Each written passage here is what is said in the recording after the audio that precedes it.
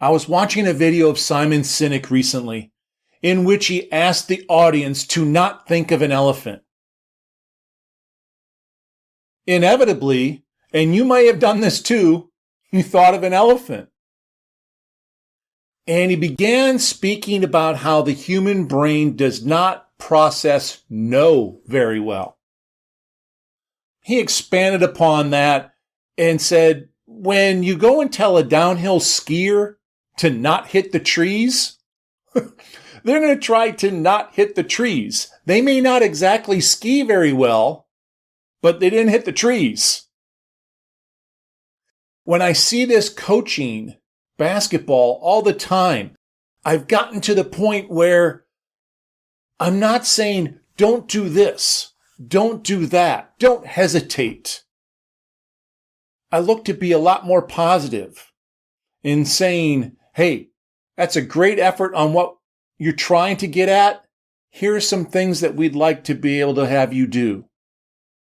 I talk about recognizing and repeating when something good happens.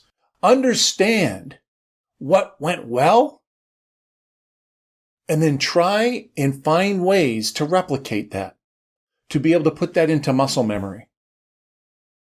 It's really no different in the workplace.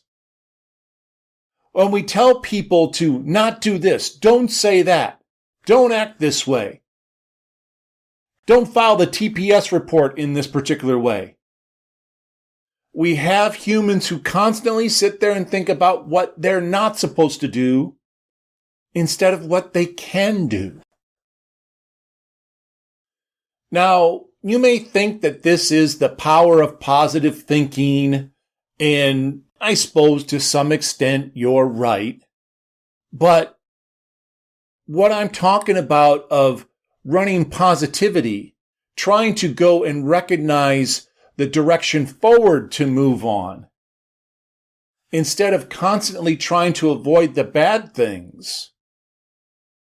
What I think we as leaders are doing is empowering and engaging these individuals to strive forward, to look at the possibilities, to go out with love, to respect what's going on in their world, to see how they might be able to do things more impactfully, to be able to serve themselves, the organization and its mission, teammates.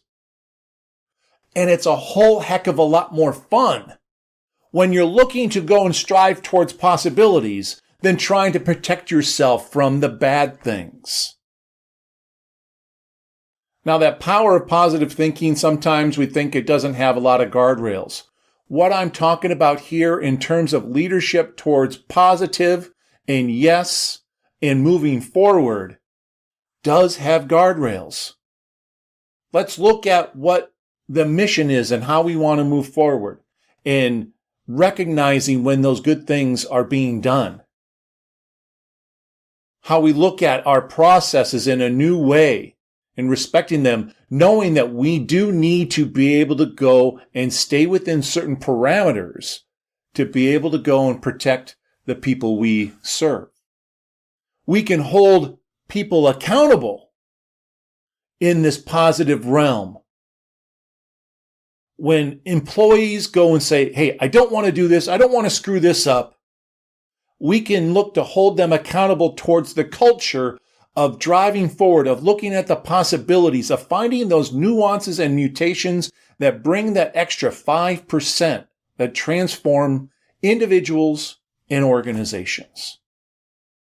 So as you contemplate and respect the way that you're communicating with those around you, whether they be fellow leaders, whether they be those that you lead, I'd like to encourage you to assess how often you are engaging in don't do this, don't think that type of conversation, versus looking at trying to go and catalyze and engage employees, recognizing the positive, great mission-driven things that are being done to be able to go and reinforce and replicate those types of actions and behaviors. and be humble with yourself. Instead of saying, oh, I can't go and say negative things. That's exactly the wrong thing to do, right? How can you actually start looking for those positive things? One of the things we have in basketball coaching is to not constantly go and reprimand players for things that they do wrong. Maybe a lack of effort. We let some of that stuff slide in favor of exerting our time and energy to go and recognizing the good things. Because when players don't get a reaction from when things that they do wrong happen, in favor of getting the reinforcement when things are going well and they're doing things right, they're going to try and replicate the doing right. Because they're going to see that there isn't an impact on their actions. They're not being seen when they do things wrong. But when they do things right, they'll get that feeling inside when they're recognized. And they'll look to do that more.